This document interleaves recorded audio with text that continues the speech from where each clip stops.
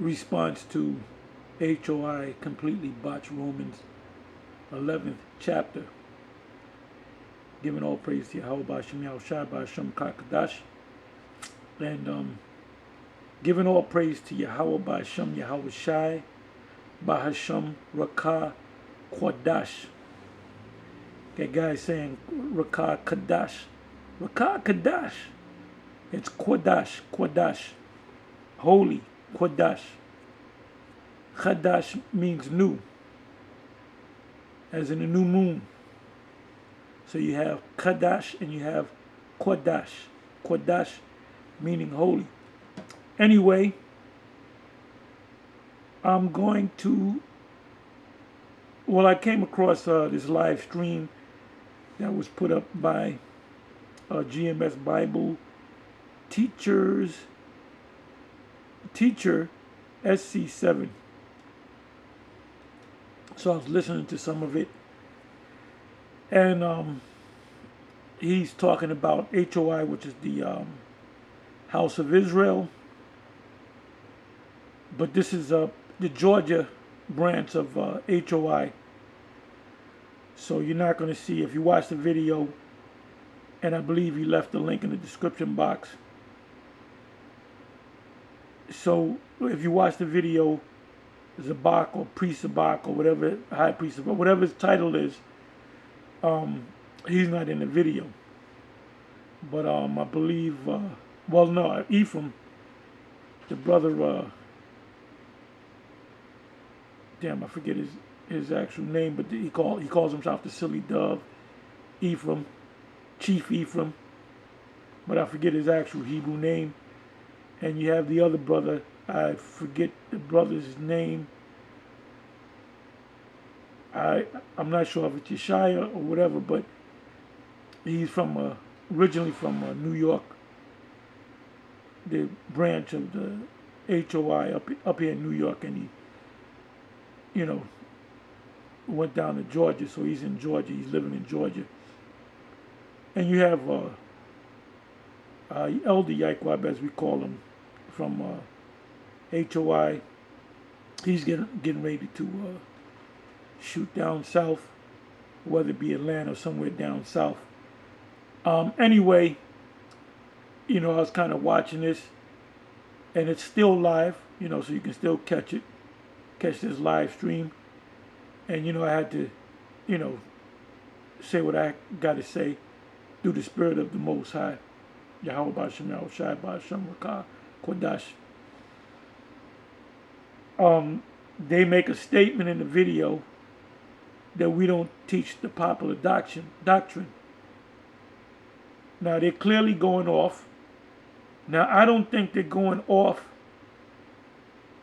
because they're being wicked. They're going off because they're going by what they were taught, which is a good thing, at the main school, at the elders, at the original, from the original 7. But guess what? The old school teachers, the high priest Yeshayas and the high priest Arias and the high priest Lahabs and the King Mashar and Yaquab and Shah and so forth and Gazak, they went off on certain things. And that's one of the things that they went off on, is the Cornelius thing, that Cornelius is an Edomite. Cornelius was not an Edomite. Cornelius is definitely an Israelite. When you go to the New Testament, when you go to the Old Testament and you come across the word Gentiles and strangers are talking about Israelites for the most part, and depending on the context, because you just can't say, well, the Hebrew word is this and the Hebrew word is that. Well, you have to go by the context too. You got to go by the actual root word in the context. And there's many scriptures on the word, many scriptures that contain the word Gentile in it, or Gentiles, and strangers. Like, for example, it tells you, and I believe, you can correct me if I'm wrong, I'm not going to go to it. You can go to, I believe it's Exodus 12. It speaks about the Passover in Exodus 12 and Leviticus 23. And it says in Exodus, the 12th chapter, and not so many words, I'm not going to go to it and read it, that the Passover is not for the strangers. But then in the 23rd chapter of Leviticus, it speaks about the strangers. It speaks about the strangers in 1 Kings, the 8th chapter, about the strangers, and in different parts of in the Old Testament, it speaks about if a stranger comes in, you give him a plot of land. It's not talking about other nations. It's talking about Israelites that left the land and then they came back, or their descendants came back.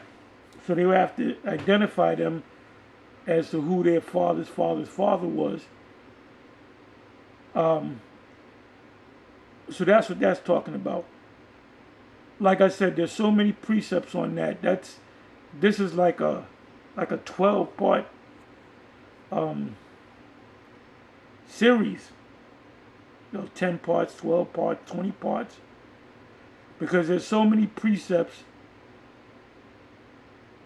There's so many precepts that deal with the word Gentile, strangers, heathen. Sometimes the word heathen could mean Israelites. Sometimes the word heathen could mean other nations. Like, for example, Psalms, the 2nd chapter and the 8th verse, it speaks about the heathens being in possession under the Lord and ultimately under us as well. Well, those heathens are actual heathens.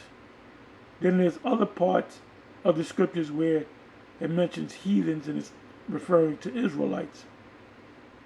Now, the New Testament, anytime you come across the word Gentile, heathen, but most likely Gentile, sometimes you come into the word Greek, sometimes you come into the word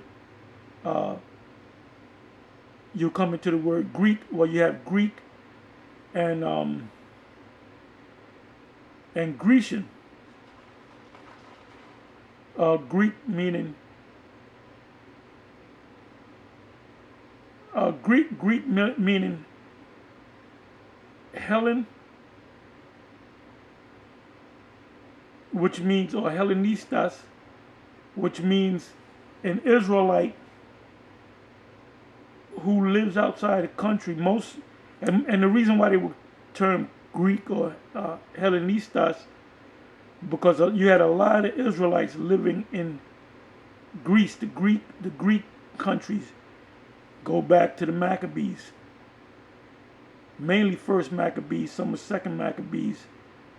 And when you put those precepts together, it tells you, well, mainly all you got to really do is go to first Maccabees 1, how under the orders of Antiochus Epiphanes, which this guy Biden might just be him because he's forcing this the jab, just like Antiochus Epiphanes was forcing the Hellenization of the Israelites by them eating pork, by dressing in the Greek fashion, and so forth.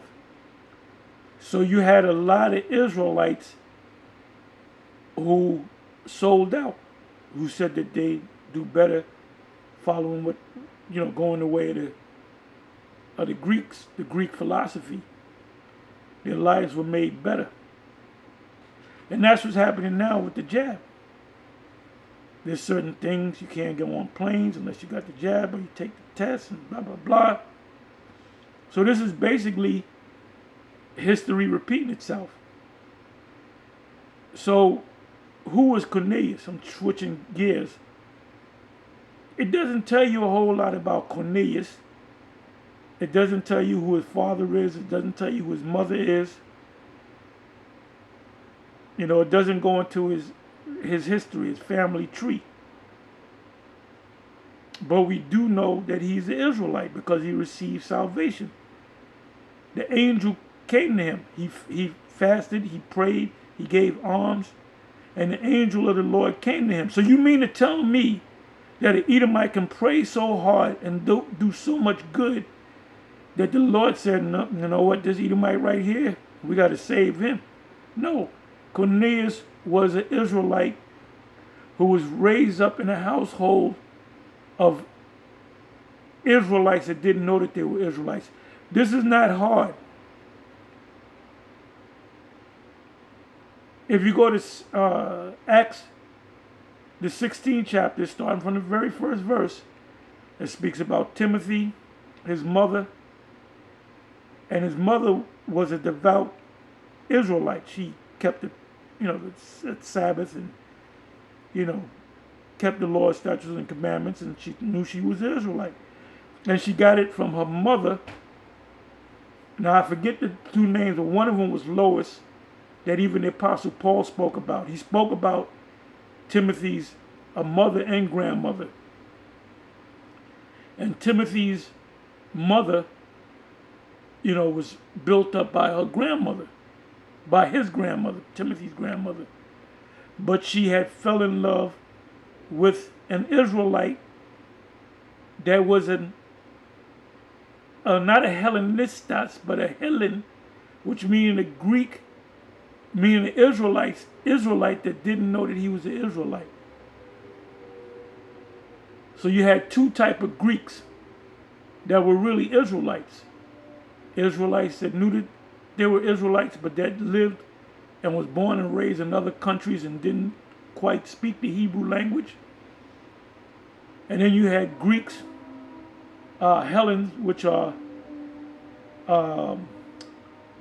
as a matter of fact, let me do this.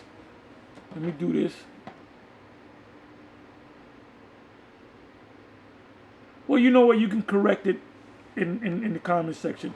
I'm thinking I was going to go, it's dark in here. I was thinking of going to Acts chapter 6. The first 3-4 verses. And then Galatians chapter 3, verse 28. First the Jews, then the Greeks. And those Greeks were Israelites that didn't know that they were Israelites. So it says the word Greek there. If you go to John, I believe it's John 7:35, they say about the Lord, whither will he go? Will he go among the Gentiles to teach the Gentiles? So what did that mean? Will he go among the other nations to teach the Israelites that are Gentiles?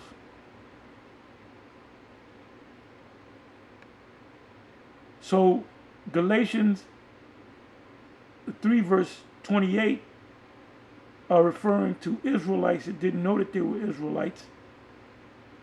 And in Acts 6 and the first 3-4 verses, it speaks about the devout woman, the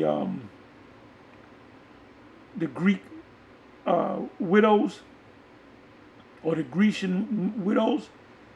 Those were Israelites that were born in Greece and raised partially dealing with the Greek culture, but knowing that they were Israelites. That's what the Pentecost is all about in Acts 2. All those people that came to the Pentecost were all Israelites that were scattered throughout the world that came 3 times in a year. So now in the case of Cornelius, he probably found out that he was an Israelite, but his parents didn't teach him that he was Israelites. Like I said, we don't know the backstory to Cornelius. All we know about Cornelius is Acts the 10th chapter and Acts the 11th chapter. And when you read Acts the 10th chapter and Acts the 11th chapter, you would clearly understand that he was an Israelite. And that opened the door to Israelite Gentiles. This is not hard, man. Another example is, or precept, is Acts chapter 13 from the 40th verse on down, when the Apostle Paul was out there teaching. It was him at that time. It was him and Barnabas, and then you had him and Silas. And he was teaching, and the Jews became jealous because he was teaching the Gentiles. Now those Gentiles were Israelites. If you understand the scriptures, if you understand root words, if you understand context, like I said, I'm in the dark, so I can't really type in precepts. So I'm basically loosely quoting precepts. You know, read Acts, the 13th chapter. Read the whole chapter, especially from the 40th verse on down. And you'll understand that those Gentiles were Israelites. What is that in Acts 21, where he led the heathen or the Gentiles into the temple, into the Holy of Holies, the temple, the inner temple. They wanted to kill him. The other Israelites wanted to kill him because he was bringing heathens into the temple. He wasn't bringing heathens into the temple. He was bringing Israelites that didn't know that they were Israelites. This is not hard. This is not deep science. And we're not just going to make, and that shows you, man, that you can't have these unity camps, and that shows you that a lot of these guys don't have 100% knowledge, or knowledge, wisdom, and understanding. They don't have the whole truth. Because somebody's wrong. Either we're wrong or they're wrong. And they're definitely wrong. They're definitely wrong. They don't have the understanding. And like I said, I'm going to say it again. In the beginning of the video, I'm not saying that they're doing it because they're wicked and they're just going to be wicked. No. They're saying it out of sincerity. You know when somebody's sincerely right and sincerely wrong, right? Guy could be dead wrong, but he's sincere about the fact that he's wrong because he doesn't know.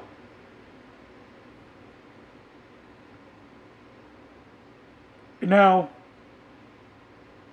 I've been in this thing longer than all of y'all, pretty much. There's only a few that been in this thing as much as I have. And we go through these scriptures, man. We went through these scriptures. You know, we got this. We broke this thing down long before a lot of you even woke up. And that's why we got kicked out. That's why we got kicked out of the house of David. Because Apostle Gabar had blurted out, and we were speaking about that this weekend or last weekend, that he blurted out that Cornelius got to be an Israelite, and we had a spy in the school. We call him California Raisin, and because he's originally from California, he was a spy, and Gabar had made the statement. But prior to the split from One West, H.O.I had made the statement that Cornelius might be an Israelite, and he had the brother Shaw, High Priest Shaw, called me on my Monday night class. And he said, "What do you think about Cornelius being an Israelite?" H.O.I said, "You think he's an Israelite?" And I hung the phone up on him because I was in the middle of my class. And then at the same time, I said, "Why would you? That's a hell no, you know." And then I guess he went back to H.O.I and said, "Well, Tahar hung the phone up on me. It seemed like he ain't having it." But the Spirit jumped on the Apostle Gabar to bring it up again. And so we went through it and we say, yep, Cornelius is an Israelite. And in Romans, the 11th chapter, when the Apostle Paul said, "I'm the apostle of the Gentiles, therefore I magnify my office," and the being regrafted or ingrafted, Those are Israelites not knowing that they were Israelites like us. All of us are grafted in, contrary to nature. Because what were we before we were Israelites? We were Baptists, Methodists, Muslims, whatever the hell we were, eating pork, not wearing fringes, not keeping the Sabbath, not keeping the Passover, until we heard that word. Anyway, I'm not going to say too much more on this. Matter of fact, I'm going to close it. I don't know if this brother still, or the elder is still live. You can check him out. But Cornelius is definitely an Israelite. Oh, and by the way, going back to the split at the house of David, the ones of us that kicked us out, led by one of the guys was Bishop Nathaniel, a.k.a. Nathaniel God. He was part of us getting kicked out because we taught that Cornelius was an Israelite. And what happened? Oh, I remember in the back room, they had a back room where we used to have our arguments and debates. And it was myself, Apostle Gabar was teaching, and myself, Bishop Nate, a Mafia, and a couple other dudes. And when I brought it out to them, a Mafia said that he saw it. He said, "You close the book, close the book, close the book." So Nathaniel said, "Well, why close the book?" He said, "Because I can see it. And if you fasted, you see it too." And then Nate said he doesn't see it. So we had a major council. That was on a Monday night class. We had a major council, a couple of councils, back to back on the weekend. And when everybody was there, I said, a Mafia reversed himself and said, "I never said Cornelius was an Israelite." And I called him a liar, and if I pointed at him, I was right behind him. Yeah, I was so close I could have smacked the shit out of him, like Carnelo smacked the shit out of Caleb Plant. But I called him a liar. I said, "Are you a liar?" I said, "You said the other day that you see it, close the book," and he denied it. Oh, by the way, that nigga's in the spirit world any damn way. So that one thing led to another, and they said, "This Cornelius thing, we can't deal with this. Y'all are out of here." Now, lo and behold, years later, when we get on YouTube, all of a sudden, at that time it was Brother Nathaniel, with the other brother, the heavyset brother. I forget his name. Damn, it's right on it. It starts with a B, I believe. You can put it in the comment section. I forget his name. I think he just went back into the world. He didn't endure to the end. He had set up his own thing called H.O.I, Future World of Israel. But I think that thing, that I don't believe there's no such, the H.O.I is no more. You don't see videos of him. He ran out of gas. But it was both of them that got together. And on YouTube, this had to be, I don't know, 2006, 2007, he did a video on Cornelius. And he said Cornelius is an Israelite. So Nate, or Bishop Nate, was a Nathaniel guy, was totally wrong. But then when he made the video, he didn't apologize to us.